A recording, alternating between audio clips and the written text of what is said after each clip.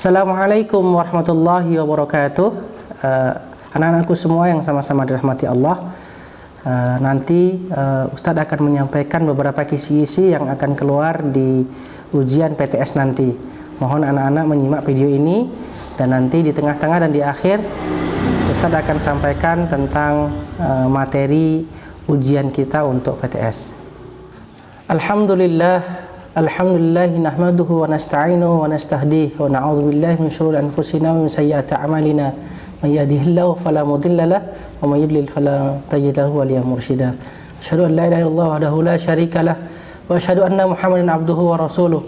Allahumma shalli wa sallim wa barik ala sayyidina Muhammad wa ala alihi wa sahbihi wa sallim ajma'in. Wa ba'd. Anak-anakku semua yang sama-sama dirahmati Allah, kita akan memasuki bab ketiga yang akan kita bahas tentang memahami Asmaul Husna.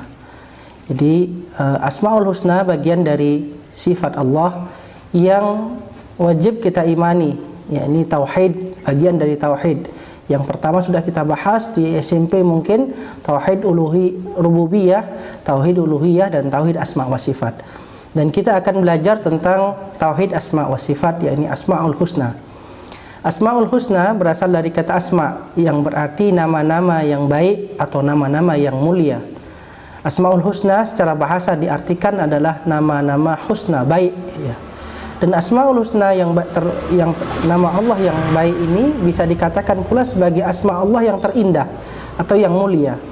Ia merupakan puncak dari keindahan karena di dalamnya terdapat makna yang terpuji dan termulia.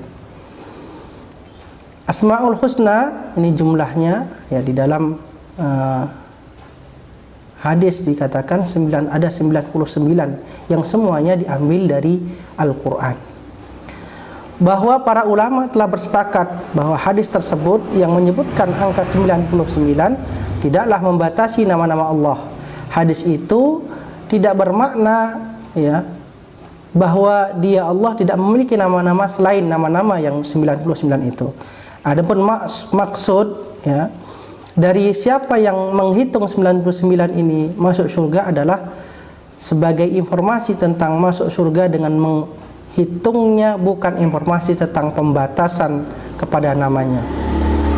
Sebagaimana disebutkan dalam hadis lain bahwa aku berdoa kepadamu dengan segala nama yang engkau namakan dirimu dan engkau berkuasa tentang ilmu gaib yang ada padanya.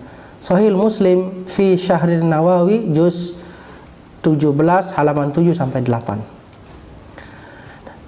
Rasulullah sallallahu alaihi wasallam bersabda, an Abi Hurairah radhiyallahu anhu, ya, anin Nabi sallallahu alaihi wasallam qala, ya, lillahi tis'atun wa tis'ina isman man hafadhaha dakhala al-jannah wa anna Allaha witrun yuhibbul witra.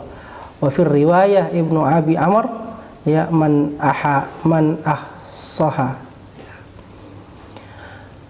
Hadis riwayat Abu Hurairah radhiyallahu anhu, Nabi sallallahu alaihi wasallam bersabda, Allah itu memiliki 99 nama yang bagus. Barang siapa yang mampu menghafalnya, maka dia akan masuk ke dalam surga. Sesungguhnya Allah itu ganjil dan dia menyukai yang ganjil. Yang dimaksud dari man hafadhaha, ya, sehingga masuk ke dalam surga, yang pertama adalah paling tidak ada 3 maksudnya. Yang pertama adalah menghafalkan dan menguasai Asmaul Husna. Yang kedua memahami makna dan kandungannya. Yang ketiga menerapkan dan mengaktualisasikan, mengimplementasikan ajaran nilai yang ada di dalam Asmaul Husna dalam kehidupan sehari-hari. Jadi makna hafadzah ini sangat luas, sehingga mudah-mudahan Allah Subhanahu wa taala dengan kita menghafalnya dan melaksanakan, ya, semua yang ada di dalam makna tersebut bisa masuk ke dalam surganya. Anak-anakku sekalian yang sama-sama dirahmati Allah, hanya Allah, ya, milik Allah lah Asmaul Husna. Maka bermohonlah kepadanya dengan menyebut Asmaul Husna itu, dan tinggalkanlah orang-orang yang menyimpang dari kebenaran dalam menyebut nama-namanya. Nanti mereka akan mendapatkan balasan terhadap apa yang mereka kerjakan. Asbabun nuzul, ya, Muqatil, ya, berkata mengenai asbabun nuzul ayat ini, sesungguhnya seorang laki-laki berada, ya berdoa, bukan berada, berdoa kepada Allah pada kali pertama. Kemudian diikuti dengan lafaz Ar-Rahman pada kali kedua. Maka berkata Abu Jahal, bukanlah Muhammad dan para sahabatnya menyebut nama Tuhan yang esa. Jadi, ya, mengapakah pemuda ini menyeru Allah dengan dua nama? Lalu turunlah ayat ini untuk memukul atau memukul telas Abu Jahal dengan menegaskan bahwa nama-nama yang terbaik Asmaul Husna adalah milik mutlak Allah yang Maha Esa dan bukanlah milik selain daripadanya. Ya, anak-anakku semua yang sama-sama dirahmati Allah, demikian yang dapat Ustaz sampaikan di bab yang awal yang ketiga ini. Mudah-mudahan ananda semua di rumah memahami tentang Asmaul Husna. Wallahul muwafiq ila aqwamit thoriq wa billahi taufiq hidayah wa ridha wal inayah wallahul musta'an. Wassalamualaikum warahmatullahi wabarakatuh. Anak-anakku semua yang sama-sama dirahmati Allah, paling tidak ada 3 bab yang akan keluar di dalam PTS. Ya, yang pertama adalah bab yang sudah kita pelajari bersama di dalam LMS, yaitu tentang sikap ya seorang muslim dalam berhijrah, yaitu mujahadatun nafas, ya, bagaimana sikap kita dalam berhijrah. Ini di bab pertama mujahadatun nafas, kemudian ada ukhuwah, ya, dan husnuzon, ya. Ini semua rata-rata bagaimana sikap antum yang keluar dari bab pertama. Ada satu ayat yang mungkin kita ingat, innamal mu'minuna ikhwah. Nah, itu lanjutannya dan jenengan harus semua paham dengan artinya. Kemudian yang berikutnya di bab yang kedua yaitu tentang menghindari perbuatan zina. Ya, ananda semua bisa belajar tentang bagaimana aurat, ya, laki-laki dan aurat perempuan. Kemudian sikap kita, ya, terhadap perbuatan ini, ya.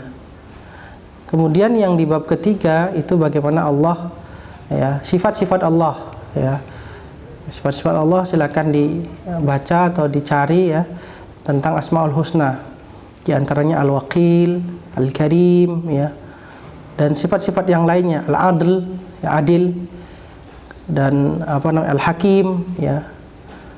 Atau Al-Ghaffar juga bisa dicari, nanti silakan dicari, ya. Kemudian untuk pertanyaan singkatnya mudah-mudah sekali, insyaallah anak-anak bisa. Dan yang terakhir, bagaimana sikap ananda terhadap wabah ini.